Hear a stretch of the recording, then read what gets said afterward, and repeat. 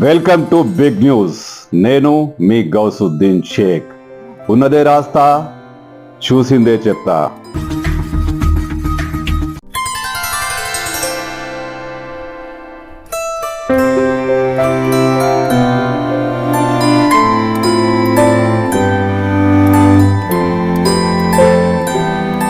విజయ్ దళపతి, తమిళ star hero Vijay ఇస్లాంను అవమానపరిచాడా? ముస్లిమ్స్ని insult చేశాడా? అతను ఇఫ్తార్ విందు ఇవ్వడమే మహాపాపమా?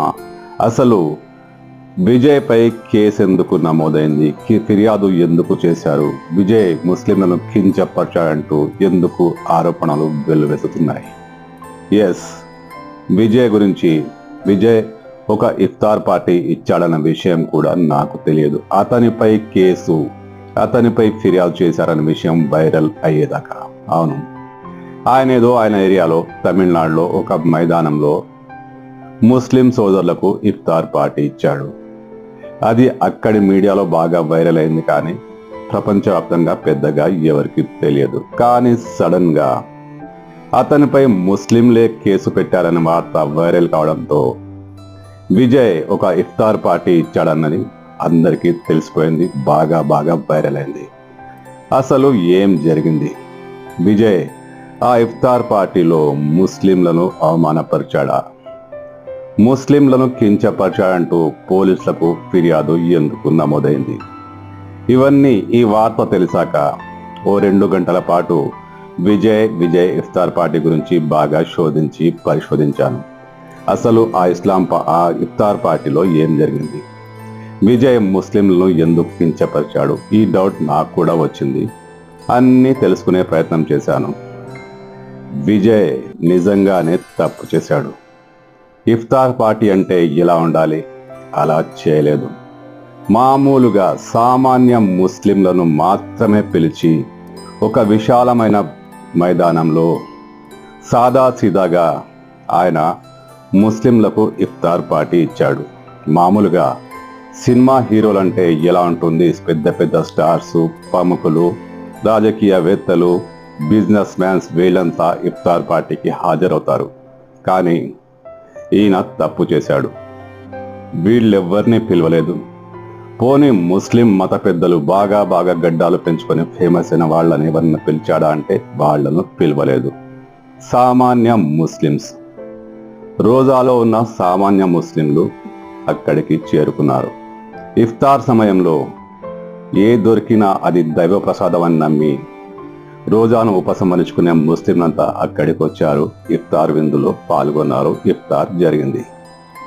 మరి ఇది పోలీసులకు కంప్లైంట్ ఇచ్చేంత పెద్ద అపరాధమా అంటే అపరాధమో కాదో ఆ కంప్లైంట్ ఇచ్చిన వాళ్ళకి తెలియాలి. విజయ్ ఒక తాగుబోతట. విజయ్ ఇస్లాంను ఏమాత్రం ఆచరించడు. ఆయనకు ఇఫ్తార్ పార్టీ ఇచ్చే హక్కు లేదట. నిజమేనా? తాగుబోతులైతే ఇఫ్తార్ పార్టీ ఇవ్వద్దా? ఇఫ్తార్ పార్టీకి తాగుబోతులకు ఏమైనా సంబంధం ఉందా? ఓకే, ఇస్లాంలో మద్యపానం నిషేధం, అలాగని ముస్లింలు ఎవరు తాగకుండా ఉన్నారా? పోనీ ఇప్పుడు చాలామంది ముస్లిం ప్రముఖులు ఇఫ్తార్ పార్టీ ఇస్తుంటారు. గుండె మీద చేసుకుని చెప్పండి, వాళ్లలో తాగుబోతులు కాని వాళ్ళందరూ. కానీ దానికి వెళ్తారు, వాళ్లపై కేసులు నమోదు కావు.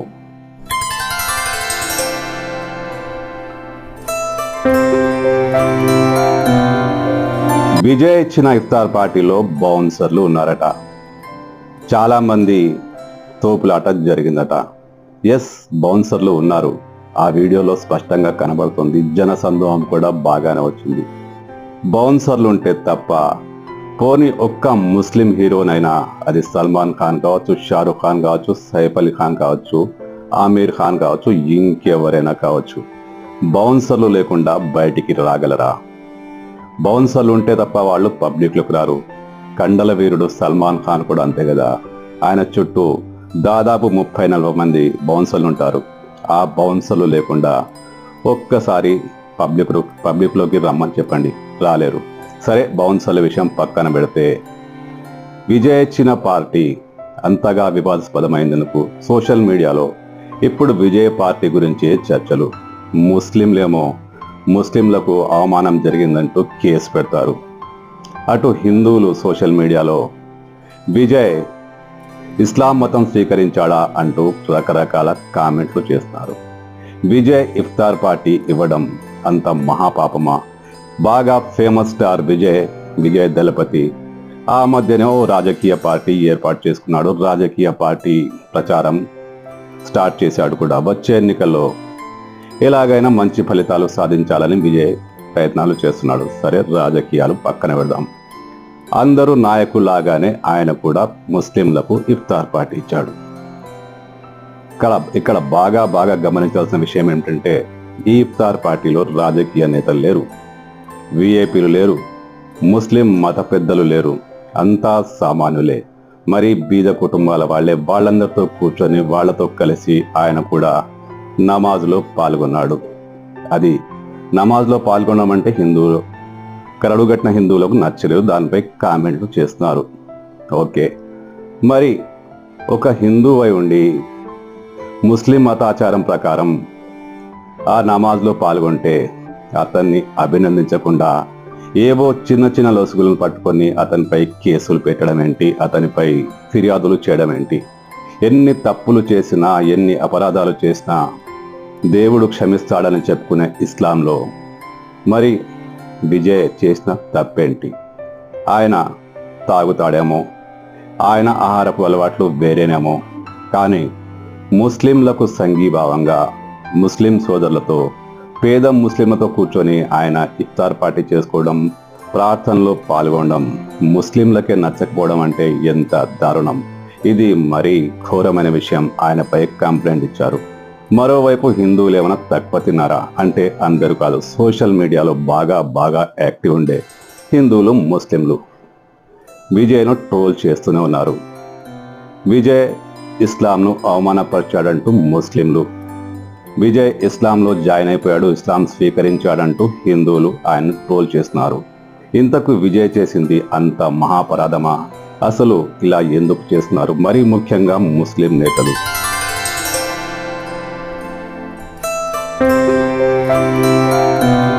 ఒక హిందువు మద్యపానం అలవాటున్న వ్యక్తి ఇఫ్తార్ పార్టీ ఇస్తే దానికి వెళ్ళొద్దని ఈ సున్నతే జమాత్ అనే అతను అక్కడ చెన్నైలో కేసు పెట్టాడు.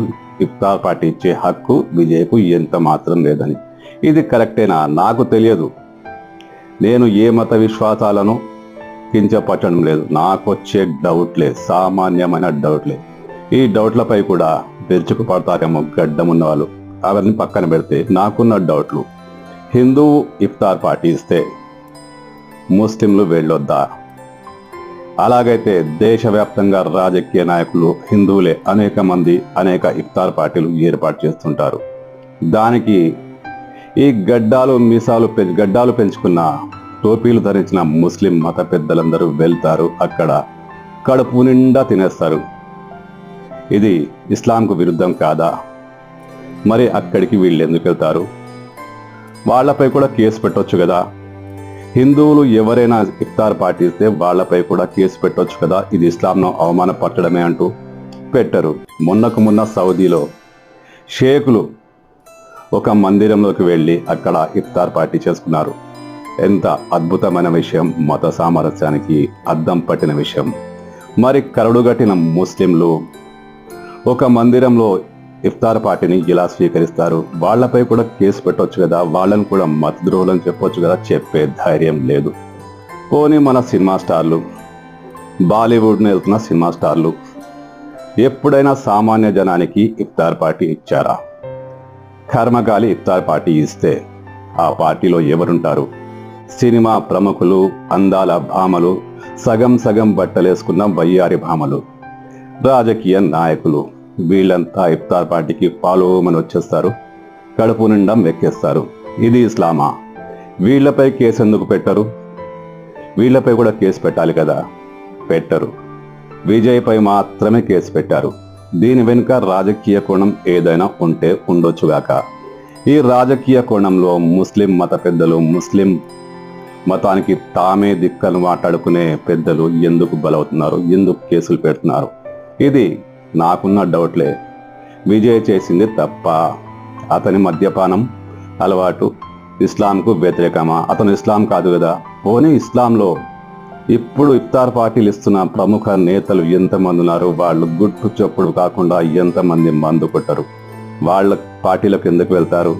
అంత కాదు, హిందువు ఇచ్చే ఇఫ్తార్ పార్టీకి వెళ్ళొద్దు అంటే హిందువులు వ్యాపారం చేసే వాళ్ళ దగ్గర బట్టలు కొంటారు. వాళ్ళ దగ్గర కొన్న బట్టలతోనే అద్భుతంగా రంజాన్ పండుగ చేసుకుంటారు. మరి ఇక్కడ మతం అడ్డు రాలేదా? ఒక విజయ్ విషయంలోనే ఎందుకు వచ్చింది?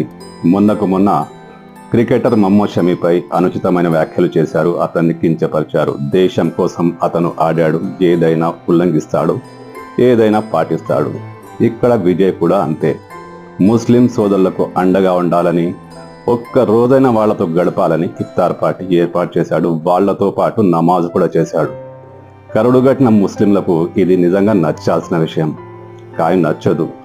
ఏదో మతలబు ఉంది. విజయ్ను మాత్రం బ్లేమ్ చేస్తున్నారు.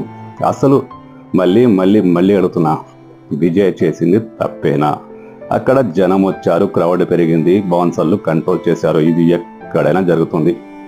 మన తెలంగాణ రాష్ట్రంలోనే ముఖ్యమంత్రులు అనేక సార్లు ఇఫ్తార్ పార్టీలు ఇస్తుంటారు. అక్కడ కూడా ఇంతకంటే దారుణంగా ఉంటుంది.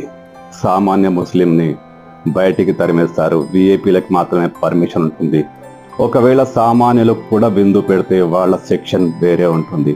ఇవన్నీ మత పెద్దలకు గుర్తుకు రావు. ఈ ఒక్క విషయంలోనే ఎందుకు మాట్లాడుతున్నారో నిజంగా నాకు డౌటే.